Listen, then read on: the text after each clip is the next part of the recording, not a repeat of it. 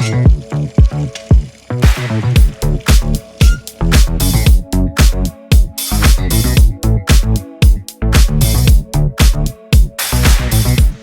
hope you're having a wonderful day. Mac here, and today we're on day 11 of our 20-day trip across America. If you're just jumping in for the first time on one of our videos, my family and I, we live in the UK, but we're touring the United States from Washington, D.C., down to South Carolina, over to Arkansas, Mississippi, Texas, back to Tennessee, and then ending up back in Washington, D.C. before we fly back to the UK. But we're on day 11 of that trip, and we're starting it right outside of Charleston at the Charleston Tea Garden. We're here to find out how tea is made, grown, and produced right here in South Carolina.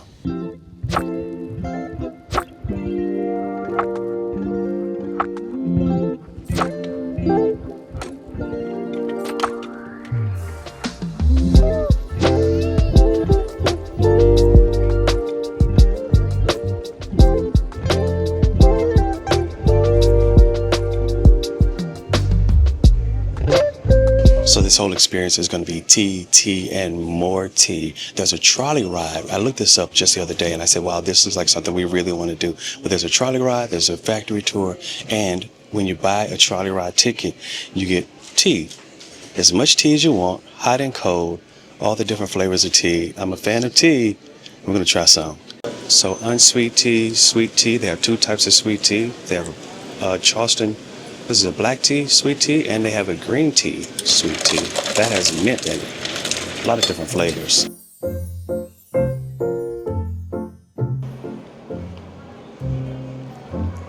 Oh, that's good.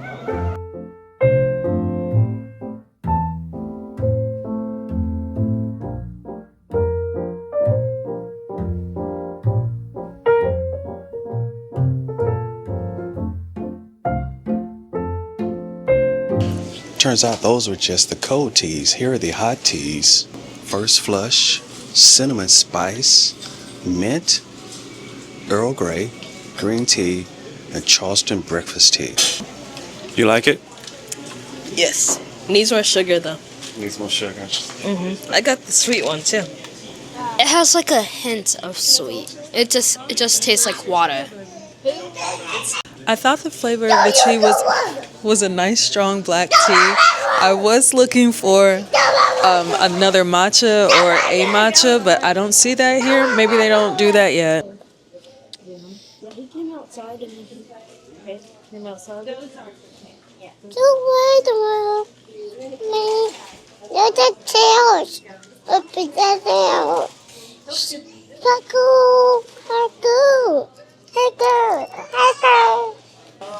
So here is what I'm really excited about.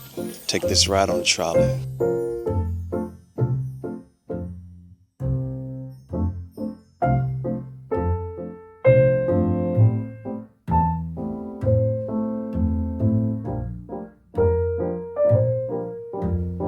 It was pretty toasty out here, but that was a very insightful and educational experience. I've never toured a tea farm before, and this is a great experience. I hope the kids appreciate it. I know I learned a lot.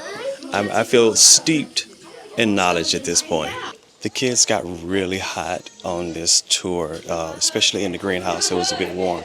So I'm going to actually send them back to the vehicle and let them sit in the car for a little while and cool off. Blair and I are going to continue to tour around a little bit. But it is toasty out here, and I don't want them to overheat. And I knew this, but I've forgotten it. It was great to relearn it again here today, that tea, the plant, is a camellia. But I wonder what it tastes like if you just grab a random leaf and taste it. Let's find out. I want to get one of the lighter green leaves, one of the fresher leaves, one of the little ones. Here you go. Here's a nice one.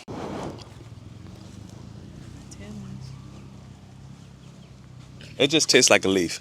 If you've ever eaten oak leaf or any other type of leaf, which I have, don't ask me why, it just tastes like a regular leaf. I didn't get any special like, ooh, it's a tea leaf. It just tasted like a leaf. So before we get out of here, I want to take a closer look at the harvester. They said it's a one of a kind, and it looks like something jerry-rigged together, hodgepodge together, and yeah, it looks one of a kind. That looks like something out of a steampunk, you know? It just has that look to it.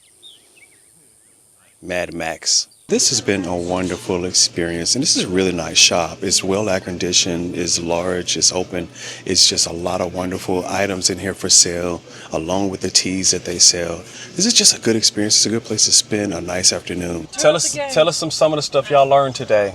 We learned about how they turned the leaves into tea. If it got too cold, they would use warm water to keep the plants warm so they don't freeze to death. They water the plant once a day, and then they don't water it for 4 or 5 days. He was talking about in the field. In the field, it only needs to rain 1 inch on one day, and then it'll be good for the rest of the week.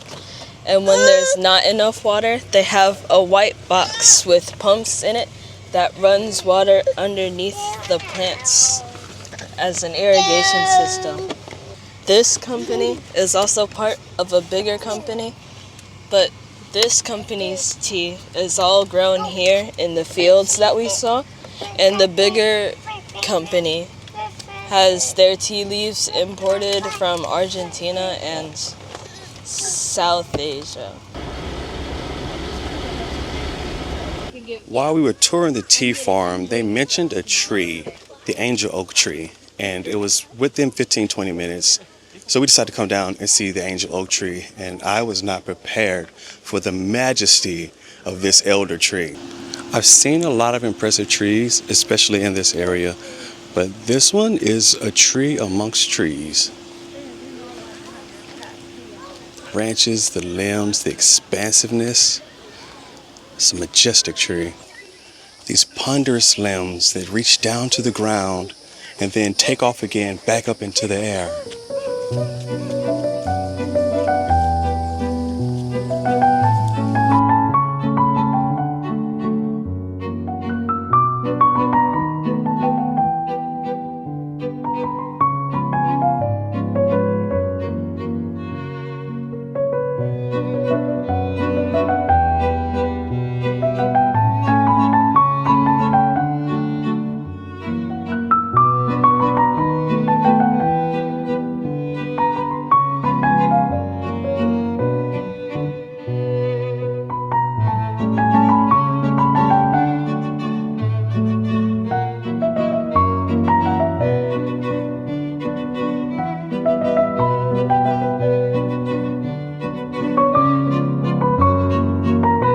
The sequoia grows straight up, and I've seen some other trees with unique growth patterns, but this tree has the most unique growth pattern and on such a large and massive scale. I don't think I've seen one quite like this before. I'm glad we made the choice to come over here. This is the angel oak tree, and it is fascinating. There's some trees like this similar in Beaufort, but they're just not quite as large as this one.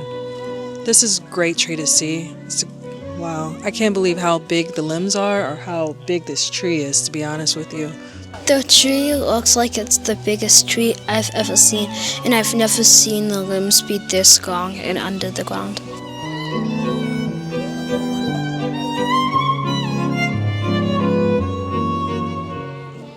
A lot of times you like to see, places like this without the people around. You like, hey, can I get there without people? But in this particular case, I think it's absolutely perfect to have a lot of people around because it shows you perspective and scale so you can see the true size of this tree.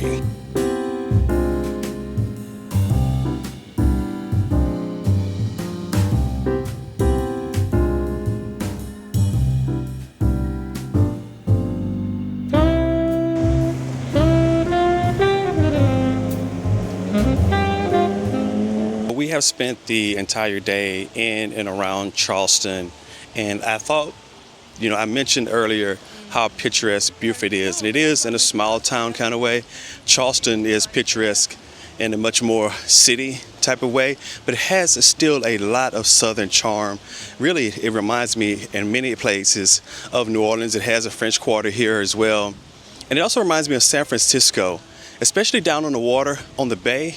There are these beautiful homes here that look exactly like the homes that are very reminiscent of San Francisco.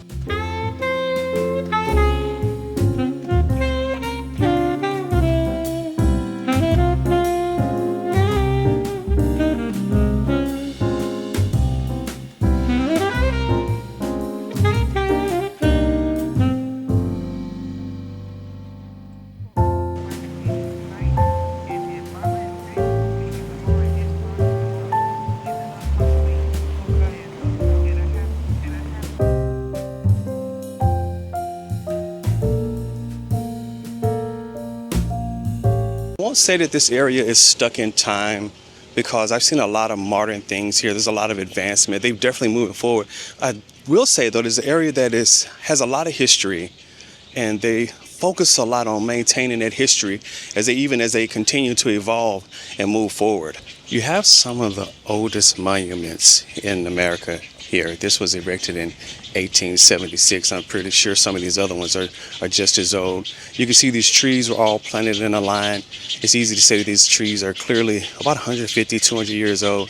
So this is definitely one of the more historic regions in the entire United States. I don't know if you can hear all the birds as I look up overhead. There are a mass of bird nests, just like cypress wetlands, but not quite as many. But I'm seeing what looks like storks and other birds have nests. And this is White Point Garden in Charleston, down on the water. It's a beautiful area, but it is quite noisy. And I'm also a little afraid to continue to stand under these birds because birds don't respect people. They'll let it drop on you. We had a very busy day today. We went to a lot of cool places, touring the tea garden and then going to see a massive, giant old oak tree. It's been a pretty busy day. It is wonderful to get out here and just kind of slow down in Charleston proper. A lot of people are out just walking and enjoying the atmosphere. It's cool breeze out here. The sky is completely clear. It's just a wonderful place to just kind of get out and relax. Walking under these oak trees provides a nice breeze for us, and it just makes the walk so much more enjoyable. I really like it. Really love doing this kind of thing. Blair and I have been to Charleston before. Of course, she's been here many times. She grew up down this way, but I've been here with her before, but it was nighttime, and we wanted to come back to see Rainbow Row, and that's where we were going to right now.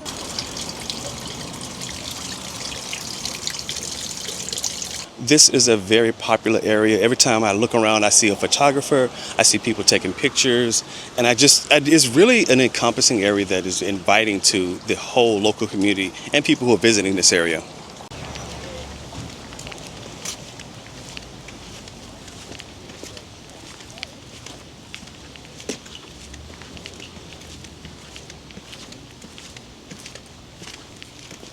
I was just thinking this would be a beautiful place for people to come and take wedding photos. But I was like, nah, I don't want to be presumptuous. People may not do that. And I didn't want to say it, but yeah, they are. A beautiful, beautiful setting, beautiful people. It's a great place to come.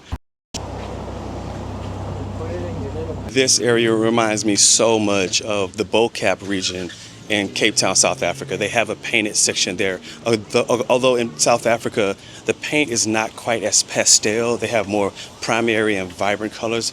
These are more pastel. Now, this one building across the street really grabbed my attention because it has that Old English look to it. It was established in 1868, and just the way that the top is jutting out.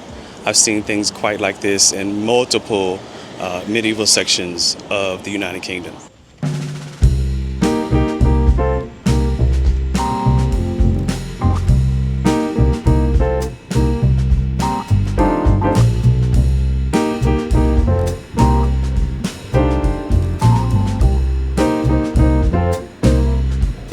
We went to the cypress wetlands yesterday, and there's water and marshes all around us, and I've been wanting to get near them because we drive past them, but they just aren't really accessible. Maybe they are, but I just haven't had the opportunity and known of the right space to go to get to it. This would be a fisherman's paradise. I would love to bait a fish here, but I did find a little area here where I can pull over to the side of the road, and it's at sunset, and it's absolutely beautiful. Of course, there are a lot of places where nature really shines. There are places everywhere where nature really shines. Nature is shining everywhere, but there are also places that, from a human perspective, just have a bit more character, a bit more texture, a bit more appearance to it that makes it something special, that makes it something a bit more than everywhere else. And this is one of those places. This is one of those locations. I see why all the magazines has talked about the Lowcountry for so many years. I used to read magazines about this area all the time. They talked about Savannah, Charleston, Hilton Head. And this area is somewhat glamorized, it's somewhat romanticized. And I can see why, though. When you're here and you're in it, you're looking around and you're seeing nature, and you see a blend in of urban, right? It is urban. You have the aspects of urban that you need, but the vast majority of the space is left like this, which is natural. And it's pleasant, it's peaceful, it's quiet, it's relaxing. I can see your stress level dropping just being here. And I see why people romanticize this area.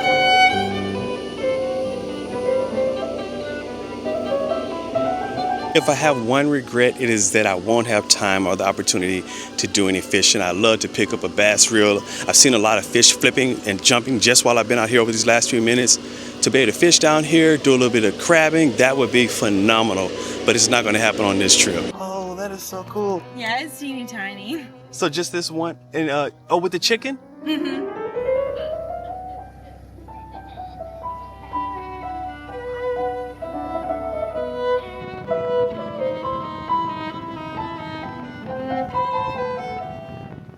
I really didn't anticipate all of the history here. I grew up in Arkansas, which has a bit of history, but being here in the Lowcountry near Beaufort, between Charleston and Savannah, there are a lot of really traditional and historical places. I just came across an old school pump well. My grandfather used to dig wells as a profession, and we used to have an old pump well around. I haven't seen one in many, many years, but this is actually an operational pump well, and I really haven't seen one of those in a very long time. And when I say pump well, let me clarify. I mean a hand-pumped well.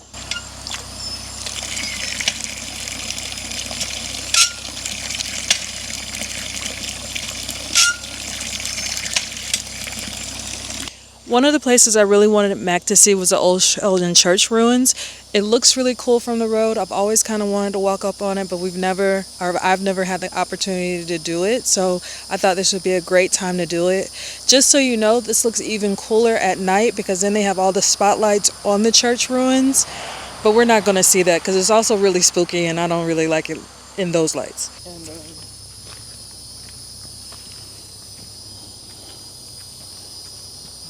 Oh, these ruins are really impressive. It reminds me of Kenilworth in the UK. We've seen a lot of other castle ruins. This is the closest you probably come to castle ruins in the US. This was burned down in the American Revolutionary War and then burned down again during the Civil War. So I'm surprised that these bricks and stones are still standing almost as concrete and steadfast as they appear. This isn't going anywhere.